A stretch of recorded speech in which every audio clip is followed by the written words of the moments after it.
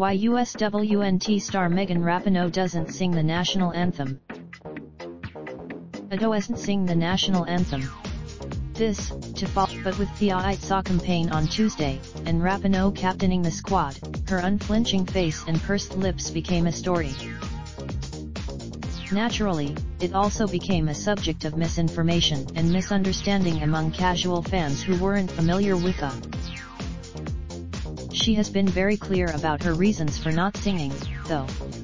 The 33-year, for Rapinoe, the anthem is a somber moment for a peaceful protest of inequality and injustice throughout the United States.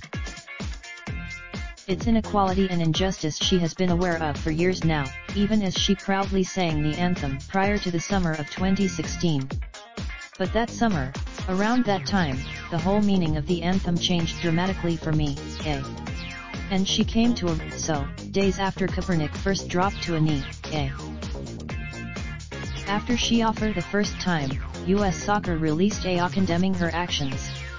The statement called, but Rapinoe's point is precisely that we don't all appreciate those freedoms. Many minorities, as her protest was about over. Her refusal to sing the anthem is essentially an extension of that.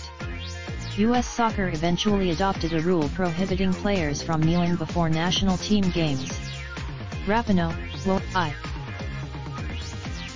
believes them, and believes many problems at the crux of Kaepernick's protest remain unsolved.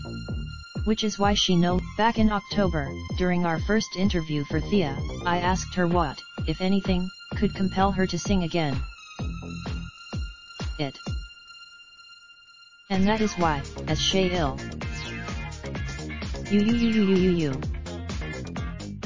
is a features writer for Have a Tip? Related slideshow Best of the 2019 Women's World Cup provided by M&A. Raindrop, drop top smoking, no cooking the hot pot. Fucking on your bitch, yeah, that. Looking up, open the park.